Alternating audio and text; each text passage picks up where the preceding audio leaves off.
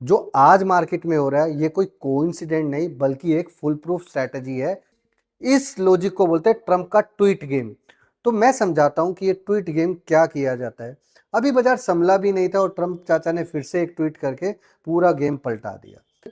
तो समझते हैं इस पूरी गेम को चार्ट के अंदर कैसे डाइजेस्ट किया जाता है।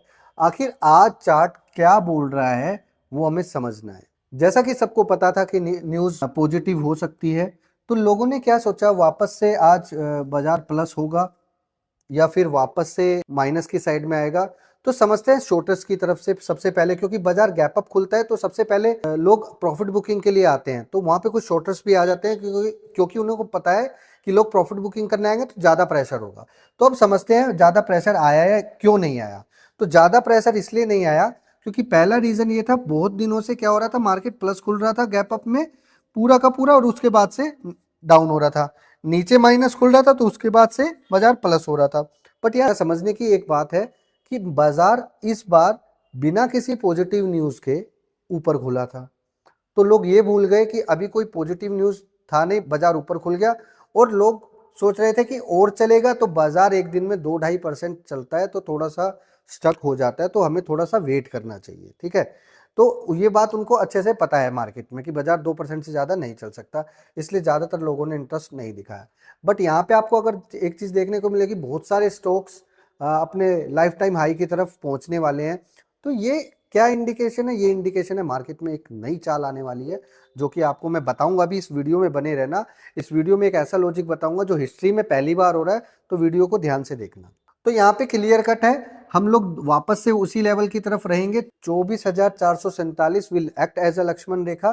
तो लास्ट टाइम मैंने ये बताया था, अब इसी लेवल को हमने पकड़ के रखना है और जैसे ही मार्केट इसके नीचे जाता है तो एक स्मॉल पैनिक हो सकता है, जो कि रहेगा 23,947 से लेके 23,770 तक की रेंज में आपको नीचे की साइड में देखने को मिल सकता है।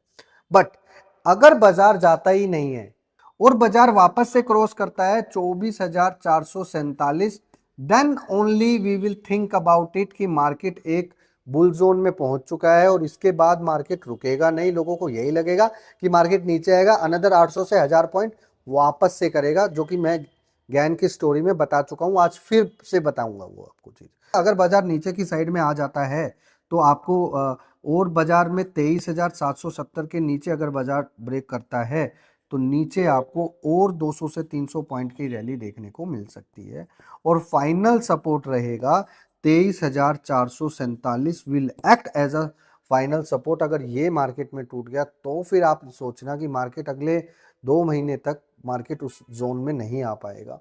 उसका रीजन है क्योंकि अब जो इवेंट इंसिडेंट होने वाला है वो बहुत सालों बाद इस तरीके का हुआ है और ऊपर से ये कंडीशन चल रहा है। तो ये सारी कंडीशन मिला के मुझे ऐसा लग रहा है कोई बड़ा ट्रिगर आएगा जो लोग समझ नहीं पा रहे हैं कि कितना है। हो सकता है निफ्टी यहाँ से 10% ऊपर नीचे हो जाए। अब वो होने वाला है विद इन 15 डेज में, तो उसके पीछे क्या लॉजिक है मैं बताऊंगा। द बिगेस्ट हर्डल इज 244, अब ये फुल एंड फाइनल हर्डल है। और नीचे की साइड में आपको यही सेम लेवल बताया है 24,147 के नीचे अगर बाजार गिरता है तो शार्प फॉल आपको देखने को मिलेगा। अब आ जाते हैं दोस्तों बैंक निफ्टी की तरफ, और यहाँ पे बैंक निफ्टी क्लियर कर दिखा रहा था कि आज बैंकिंग सेक्टर में एक प्रेशर देखने को मिल रहा है।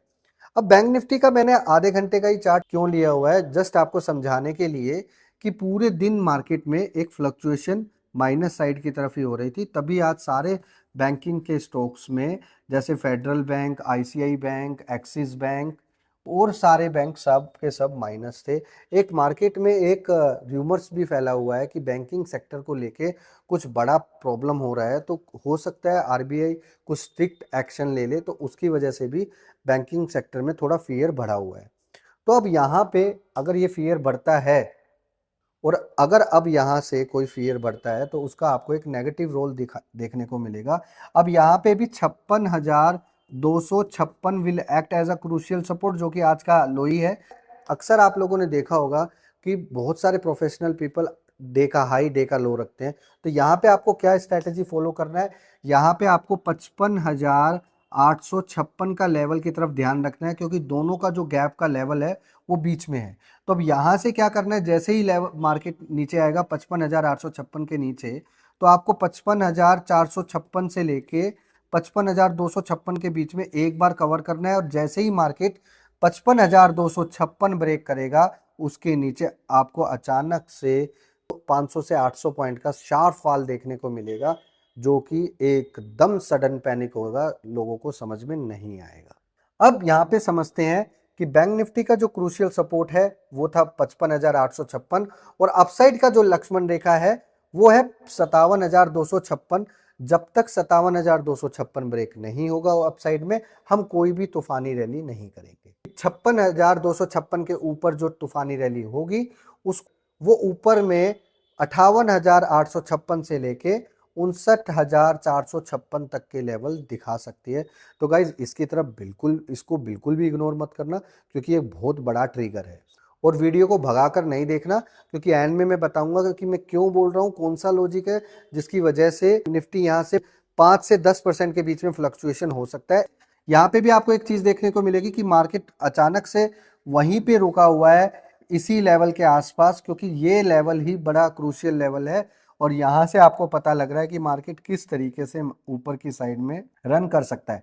जैसा कि मैंने आपको बताया था, अपसाइड में मेरा टारगेट रहेगा लास्ट वीडियो में 56,856 और 57,256।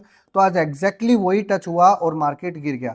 तो ये लेवल जितने भी मैं निकालता हूँ वो सारे के सारे मैं न्यूमरोलॉजी के थ्रू निकालता हूँ। अगर आप भी न्यूमरोलॉजी सीखने में इंटरेस्ट हो तो इस वीडियो को आप लोग बहुत प्यार दोगे ना, तो मैं आपको वीडियो देने वाला हूँ 10 मिनट का, जिसमें मैं किस तरीके से सारे लेवल्स निकालता हूँ।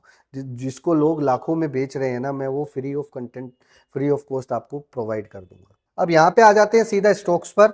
जैसा कि मैंने लास्ट टाइम बताया था कि मैंने ये सीरीज नए तरीके से स्टार्ट की है। तो यहाँ पे 361 लुकिंग हॉट। तो अभी ध्यान रखना है, लास्ट क्लोज जो हुआ है वो हुआ है 1098, उसके बाद जो लक्ष्मण रेखा था वो था 1047, तो उसके ऊपर चल रहा है, तो इट्स लुकिंग टू हॉट। तो कल आप इसको देख सकते हैं, और अपसाइड में आपको 1077 से लेके 1100 तक के लेवल आपको ऊपर की साइड में देखने को मिल सकते हैं। अब आ जाते हैं एल्केम पर। एल्केम की तरफ आ जाते हैं। एल्केम में लास्ट क्लोज हुआ है 1093, यहाँ पे लक्ष्मण रेखा आपको अपसाइड में देखने को मिलेंगे। I love Bajaj group. अभी बजाज ग्रुप में मैंने यही स्टॉक क्यों पकड़ा है, इट्स लुकिंग टू हॉट, तो इसको समझते हैं। तो लास्ट क्लोज जो हुआ है वो हुआ है 10,030 के ऊपर। तो यहाँ पे वही न्यूमरोलॉजी के अकॉर्डिंग लेवल निकाला है हमने कि 10,147 will act as a Lakshman रेखा।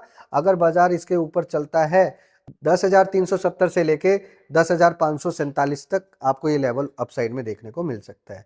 जैसा कि आज पावर सेक्टर में और डिफेंस सेक्टर में भी कुछ मोमेंटम आ रहा था, तो उसमें हमने बीएल को सिलेक्ट किया है। बीएल में 448 के पास क्लोज हुआ है, लक्ष्मण रेखा है 451 का, और अगर 451 क्रॉस करता है तो अपसाइड में आपको देखने को मिलेगा 467 से लेके 471 तक के लेवल आपको देखने को मिलेंगे।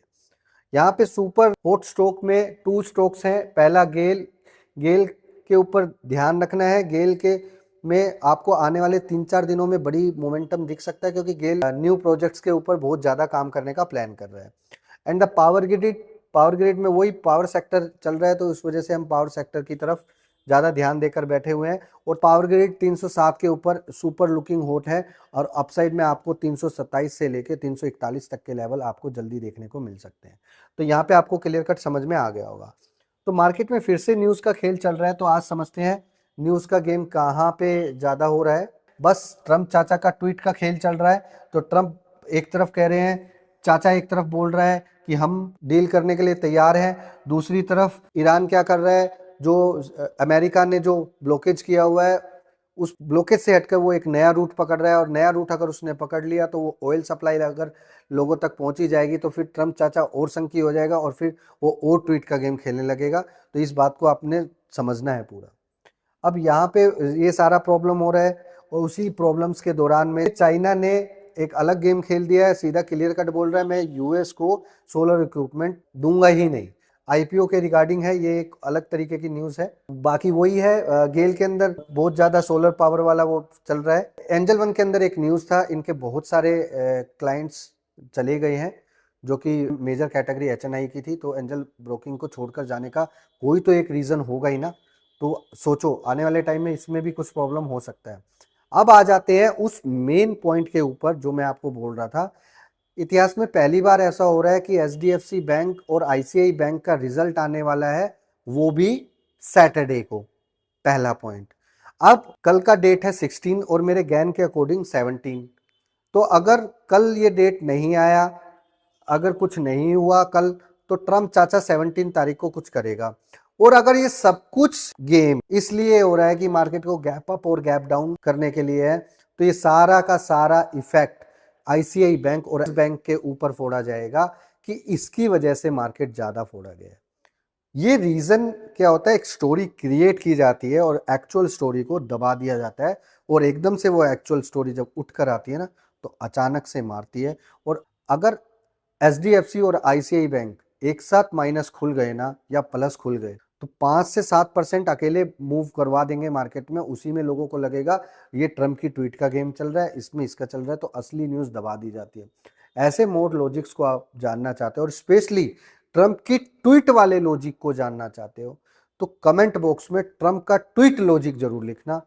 मैं एक यूआरएल अपडेट करूंगा आफ्टर 2 आवर्स, जिसके अंदर वो पीडीएफ यूआरएल लिखा होगा कि ऐसे ट्वीट्स में कैसे गेम करते हैं। थैंक यू सो मच, जय हिंद।